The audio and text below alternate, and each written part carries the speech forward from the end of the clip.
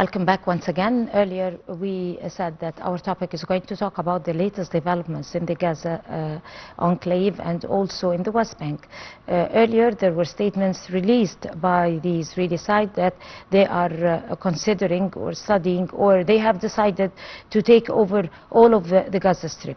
Also there are more settlements being built inside the West Bank, and a complete seizure there, and also the policy of denying the innocent Palestinians, the unarmed civilians, the women and the elderly and children from food and water and all humanitarian aids, blocking all the humanitarian aids being sent from Egypt. Is continuing to happen. Over what is happening inside the Gaza Strip, very delighted to be joined over the phone by Dr. Hassan Wageeh, Professor of International Relations. Good morning, Dr. Wageeh. Good morning to you. Could you please speak up, please? If you could raise up your voice. Yes, could you hear me now? Sort of.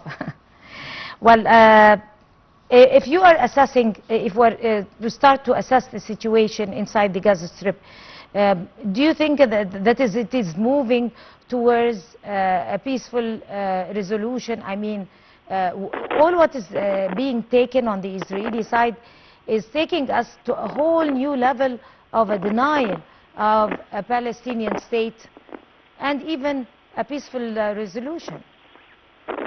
Yes, of course, as you have already witnessed with me, and many analysts already witnessed that, they are parallel.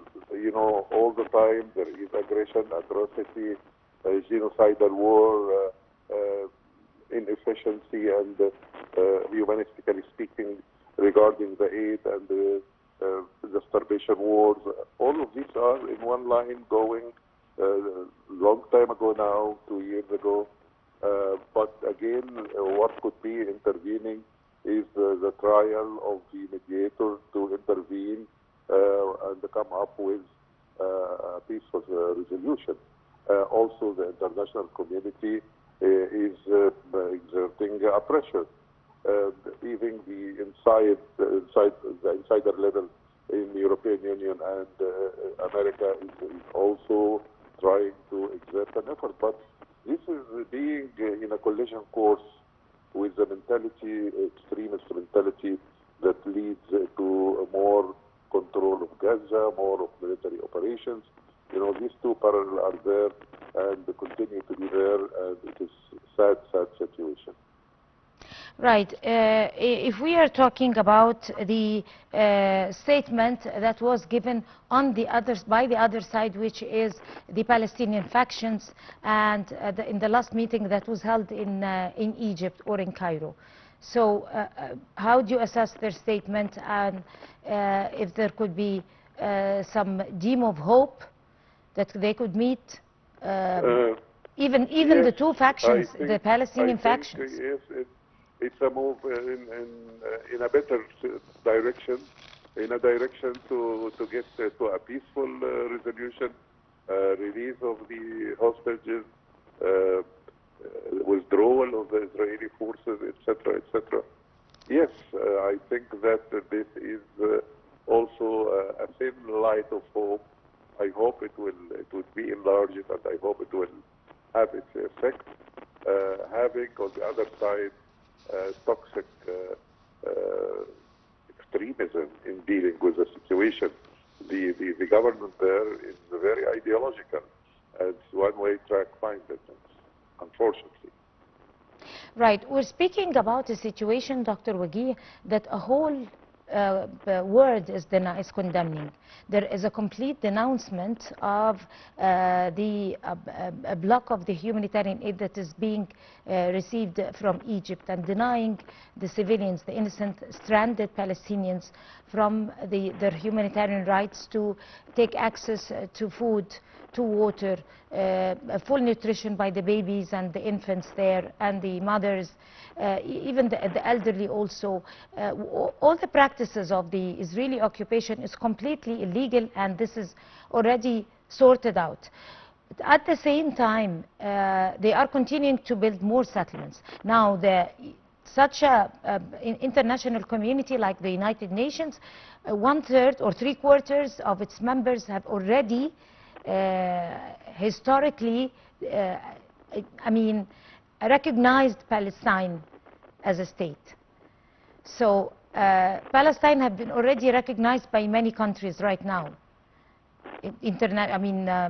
power countries. So how do you read the situation? Do you think this is going to be able to stand up to the practice of the occupation and the genocidal war inside Gaza? I think it's a growing pressure, of course, on the part of the international community. You know, the recognition of Palestine had happened already a long time ago with more than 147 countries recognized that in the General Assembly a long time ago. But now we can call it a new wave of recognition, a new wave of trying to have a plan to operationalize two statehoods. This is a new about the recognition of Palestine.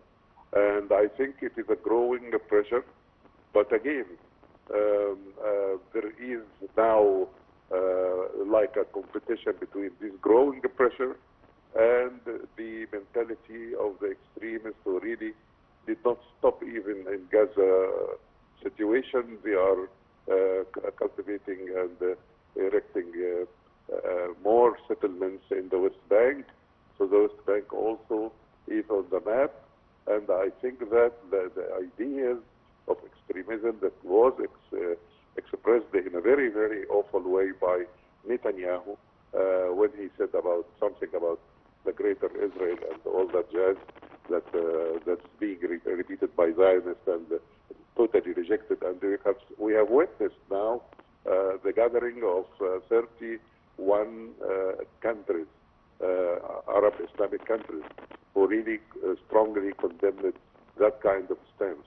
You know, the problem here is this stance. The problem is this with this ideological leadership. And it didn't happen in the entire history of Israel to be with that level of ideological stances. And I think that this is a self-defeating strategy, because when you are trying to live in this area, you have to behave yourself.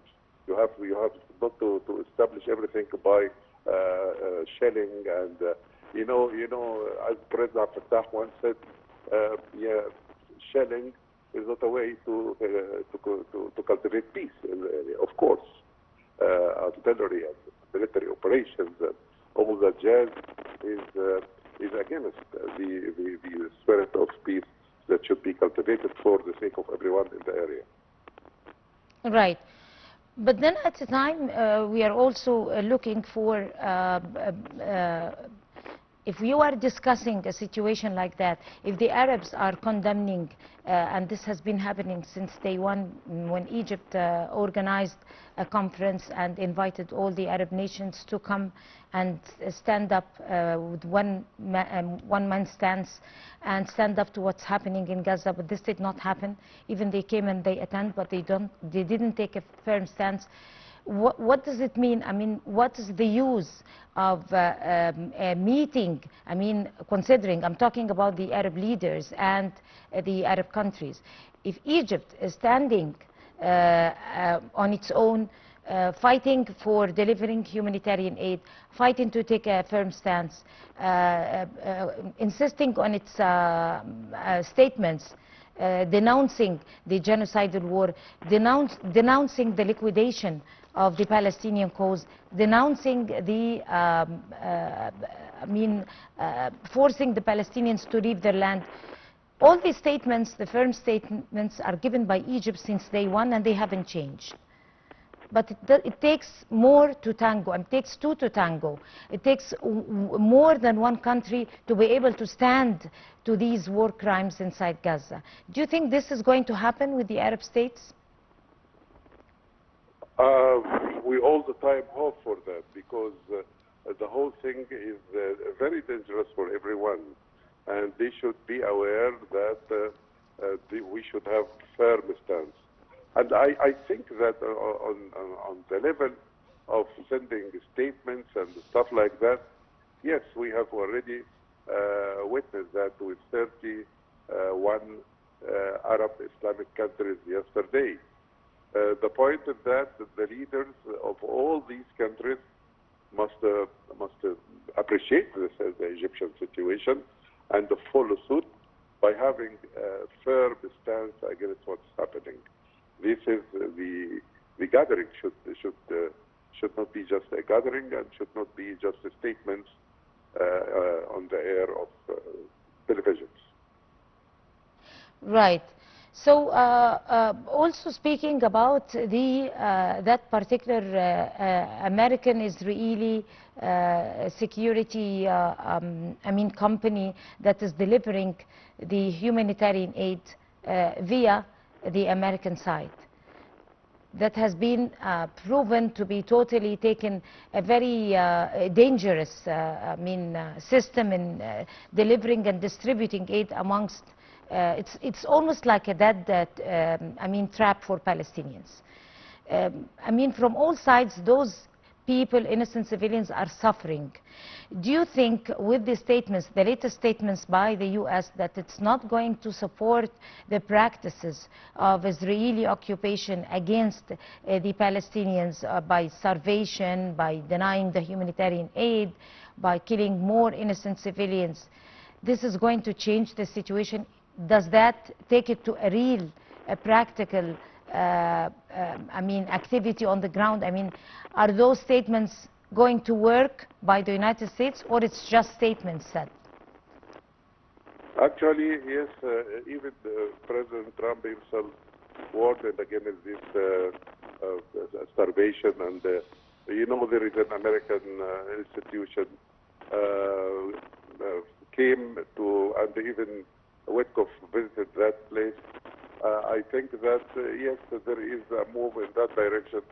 But again, there is a dialogue that's taking place, and the United Nations Organization for Human Relief and Emergencies are just criticizing the role of this institution because it is very compatible with military strategies for starving the people in one way or another, paving the way for the entire military operation of moving the Palestinians from one place to the other till the transfer.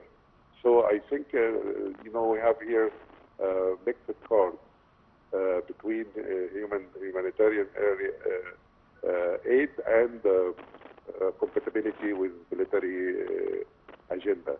So the whole situation is very complicated for that. Now, the United Nations have issued statement that 3/4 of its members are recognizing the Palestinian state, and it's going to be effected this September.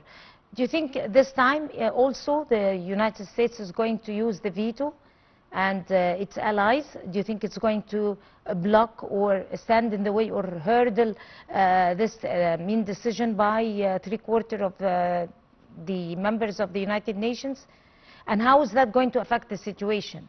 Because usually the UN is issuing statements, it's taking decisions, even the International Court of Justice are taking decisions, but nothing is effective on reality on the ground.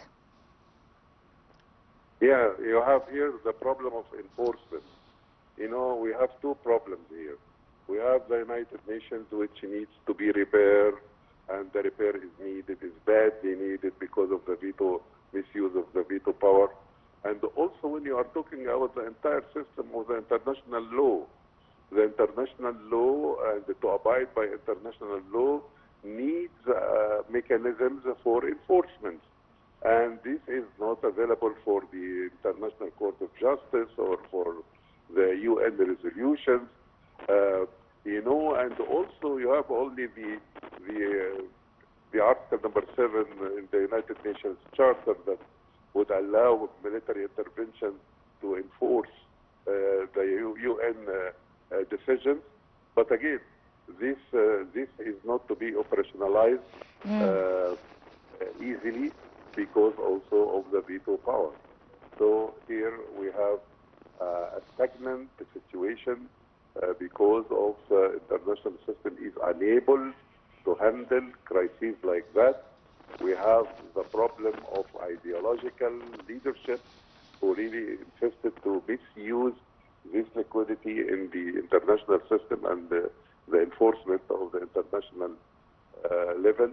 But I think that more pressure and more move in the right direction could result in enforcement in one way or another. Right. On that note, Professor Dr. Hassan Wageeh, Professor of International Law, would like to thank you so much talking to us on the Breakfast Show. Thank you. Thank you so much, and you have a good day. And we're going to go to a short break, and we'll come to continue the show, so stay with us.